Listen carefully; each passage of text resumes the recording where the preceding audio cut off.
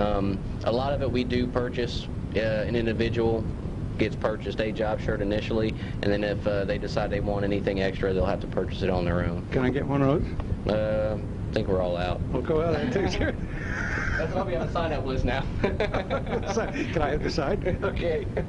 I'll take the. Okay, I want to save a little tape in case something happens here.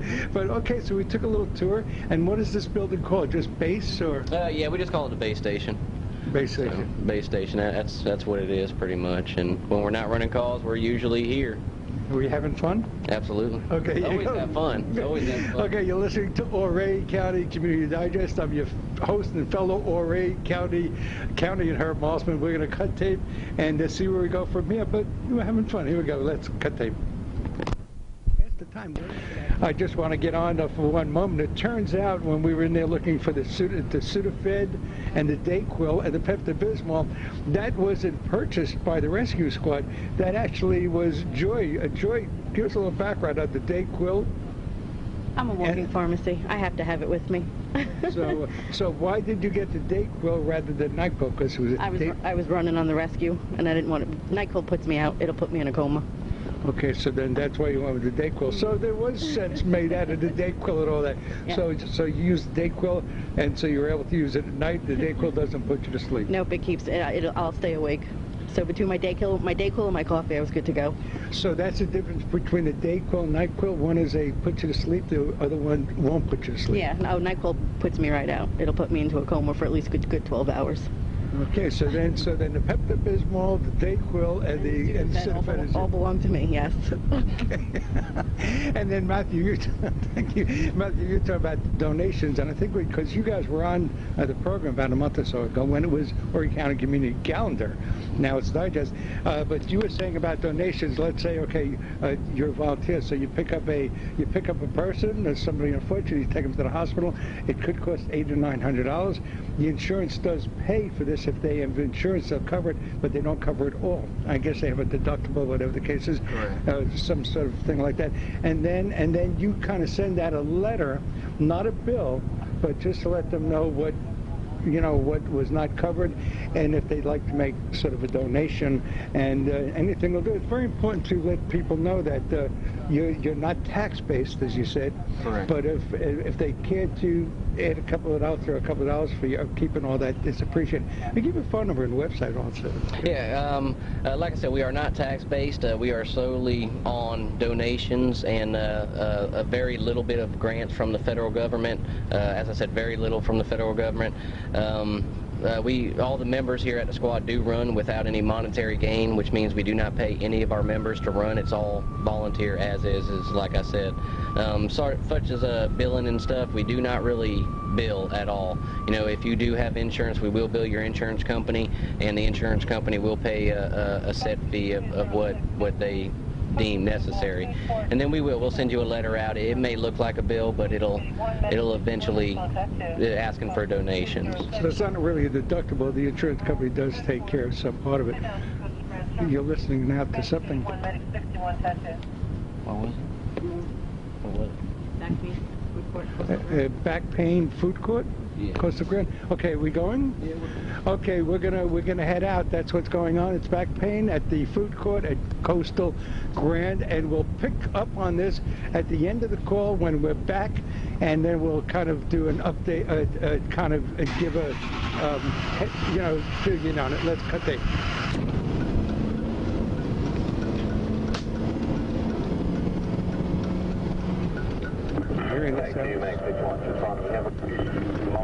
Let's shut it down. 61 over here is the food court.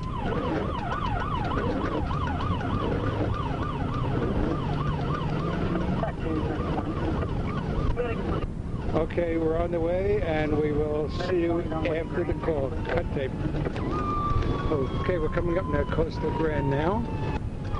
We're at the intersection now, Pine Island Road and Seaboard Street. Pine Island Road and Seaboard Street. And that's what's happening. Off to my right, I'm looking at Belk. So we're coming at Coastal Grand now. We're passing Belk and coming on to J.C. Penney. It's on our right. On the left, we're looking at the Landing Restaurant. fitness equipment and cartridge world it looked like. We're past the T-Mobile now and Lifeway Christian store. Coming into Coastal Grand now. We're going to make a right into Coastal Grand. And we're making a right here going in. We're at 45 down at the Enterprise Landing Command for the... We're coming up and making a left at this first intersection. We're making a right. Belk Sears, Many Books and Reading, Restaurant District, Hit Sporting Goods, and something else there. We're coming over a speed bump now and making a left.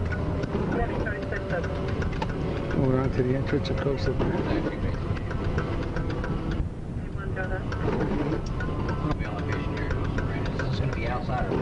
This couldn't have been more than 5 minutes just now from where we were. I think it probably took us about 5 minutes.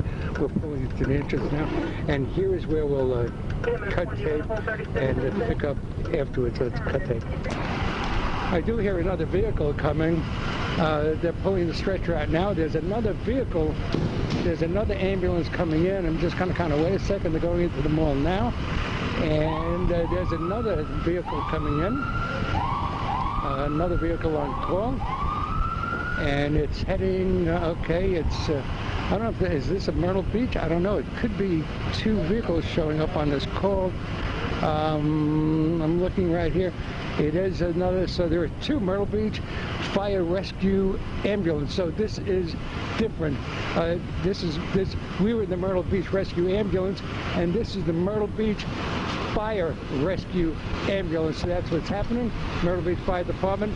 So let's cut tape. Okay, we're back. What happened here just now is they just came out with the stretcher. Joy, what happened? We're thinking it's an NBA that's in the parking lot. Okay, so it's and the fire rescue is here, and let's see what happens. Let's shut tape. Okay, what we know right now is that it wasn't actually in the food court. They were told it was in the food court, but it's actually in the parking lot. And we're just pulling in now, and the police there. There's a police squad car there, and emergency service community service officer. It's happening in the parking lot, and there's a police officer there now, and some other personnel, and the fire rescue ambulance is pulling up. So that's what's happening. It's actually in the parking lot. Let's shut tape. We're back. The person with the back pain, the back problem, is sitting in the passenger side of the vehicle, and there's I can't make out who. There's somebody from fire rescue sitting in the back seat. The seat itself, the passenger seat, is in a kind of a, not a down position, but cranked back a little bit, so he's more relaxed there. It's in more of a reclined position. The fire department is getting their stretcher out. Matthew is just passing us by. The police are here, and that's what's happening. And it's raining, and that's what's happening. There's an awful lot of response to this. So let's cut tape. Here we go. We're back on, of course. Matthew and Joy just went over with their stretcher, and I'd be interested in seeing what stretcher is used. The rescue, of course, fire rescue community service officer is here, and the police report is being filled out. The officer is sitting in the police cruiser. I'm assuming you're the community officer, right? So you're community, and the response is just amazing here. What's happening? I would think that Joy. I would think that they're setting him up with some sort of a brace for his back. This is going to be the call that we're going to cover. We're at almost 25 minutes right now, so this is going to be the call we'll cover, and then we'll just spend a little time with them. So this is the call we're getting, and it's still raining out, and I do want to keep a couple of minutes here for the close.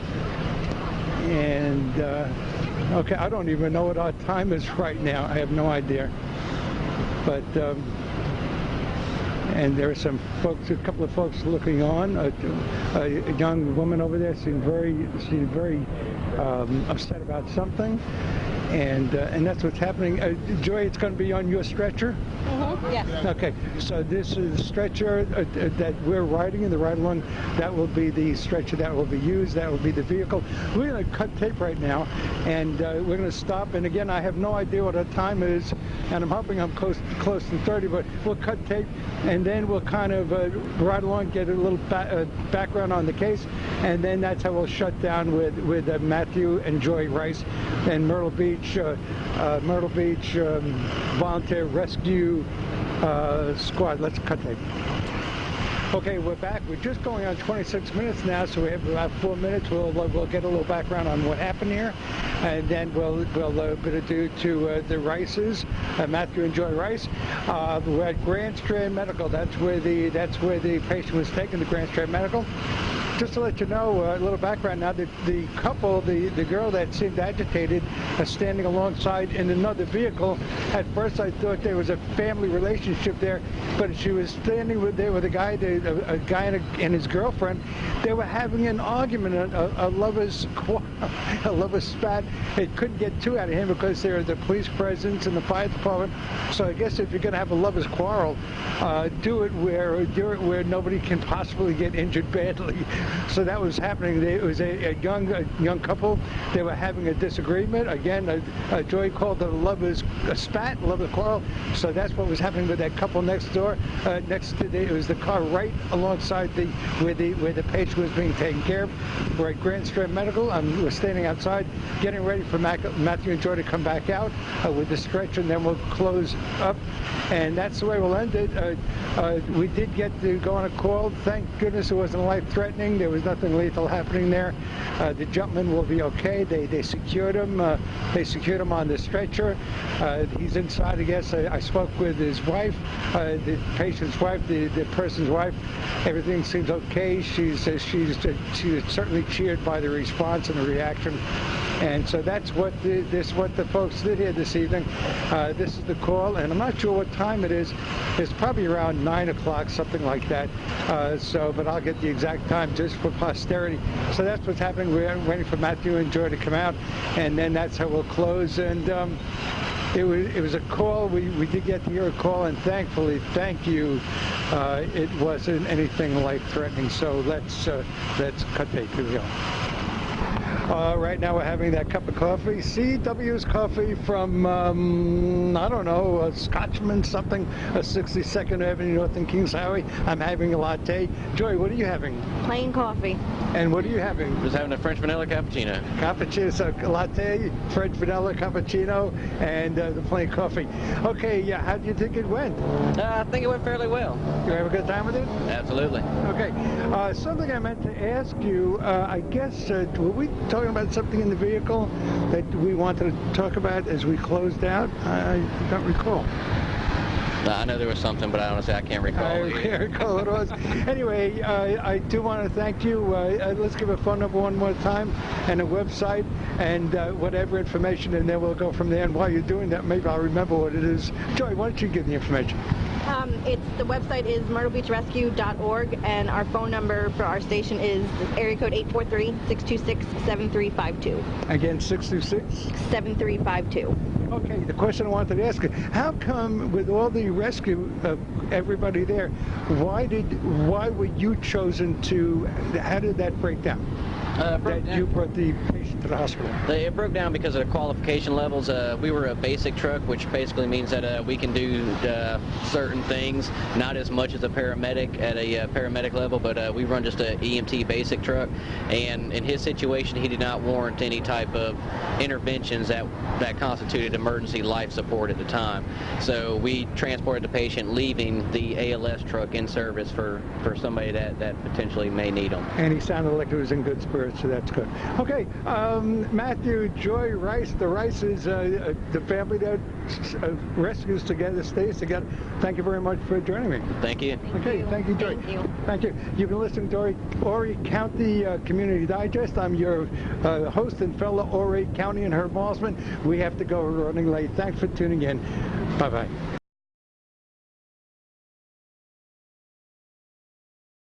Between the Dayquil and NyQuil, one is put you to sleep, the other one won't put you to sleep. Yeah, no, NyQuil puts me right out. It'll put me into a coma for at least a good 12 hours.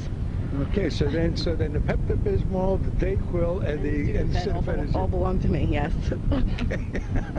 And then Matthew, thank you. Matthew, you're talking about donations, and I think because you guys were on the program about a month or so ago when it was o-ree County Community Calendar. Now it's digest, but you were saying about donations. Let's say, okay, you're a volunteer, so you pick up a person, or somebody unfortunate, you take them to the hospital. It could cost $800 to $900. The insurance does pay for this if they have insurance, they'll cover it, but they don't cover it all. I guess they have a deductible, whatever the case is, some sort of thing like that. And then you kind of send out a letter, not a bill, but just to let them know what was not covered, and if they'd like to make sort of a donation, and anything will do. It's very important to let people know that you're not tax-based, as you said. That's what it is, pretty much. And when we're not running calls, we're usually here. Are we having fun? Absolutely. Okay. Always have fun. Always have fun. Okay, you're listening to o-ree County Community Digest. I'm your host and fellow o-ree County and Herb Malsman. We're going to cut tape and see where we go from here, but we're having fun. Here we go. Let's cut tape. Time.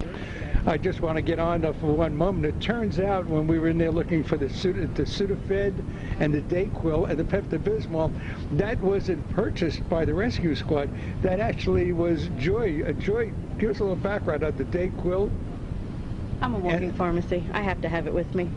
So why did you get the Dayquil rather than NyQuil? Because I was running on the rescue, and I didn't want it. NyQuil puts me out. It'll put me in a coma. Okay, so then that's why you went with the Dayquil. So there was sense made out of the Dayquil and all that. Yeah. So you used Dayquil, and so you were able to use it at night. The Dayquil doesn't put you to sleep. Nope, it keeps. I'll stay awake. So between my Dayquil and my coffee, I was good to go. So that's a different. A lot of it we do purchase. An individual gets purchased a job shirt initially, and then if they decide they want anything extra, they'll have to purchase it on their own. Can I get one of I those? think we're all out. We'll go out and take it. That's why we have a sign-up list now. Can I have the sign? Okay. I'll take the. Okay, I want to save a little tape in case something happens here. But okay, so we took a little tour, and what is this building called? Just base or? Yeah, we just call it the base station. Base station. Base station. That's